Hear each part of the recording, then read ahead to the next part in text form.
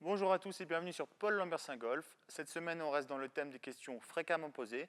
Nous avons déjà vu le démarrage du swing, l'armement des poignets, le démarrage du downswing, donc de la descente. Une autre question qu'on me pose fréquemment, surtout par les joueurs obsédés par la distance, c'est comment garder du retard de tête de club, ce fameux lag, avant l'impact, afin d'accélérer la tête de club au maximum sur la balle.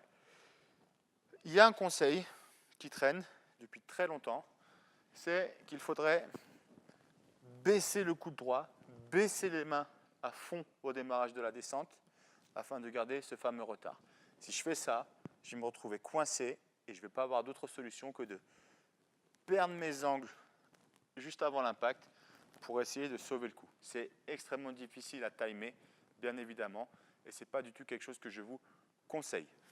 Je suis beaucoup les travaux du Dr Nesbitt, de Brian Manzella ainsi que de Michael Jacobs, qui sont 3 pros vivant aux États-Unis et qui sont également des chercheurs.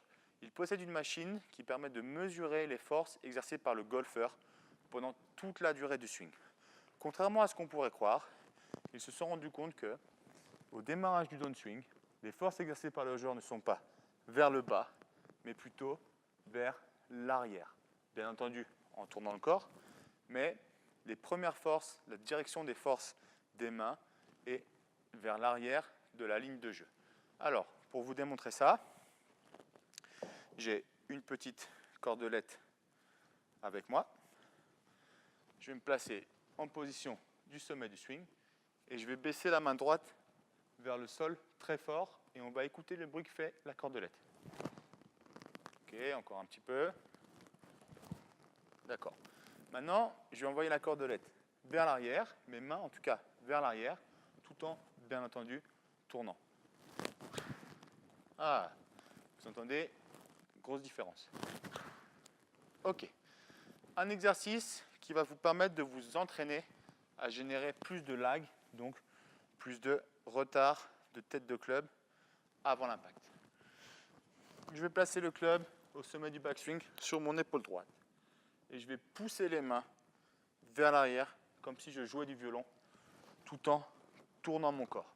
Et regardez bien, lorsque je suis là, je pousse les mains et que je tourne mon corps.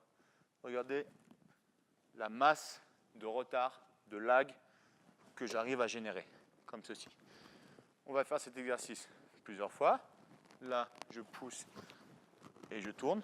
Et ensuite, une fois que je pense bien avoir ressenti la bonne sensation, je vais essayer de faire pareil avec mon swing. C'est parti. On essaye.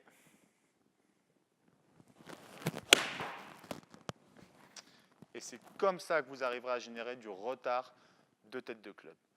Essayez cet exercice. Bon entraînement à vous et à bientôt sur mon site.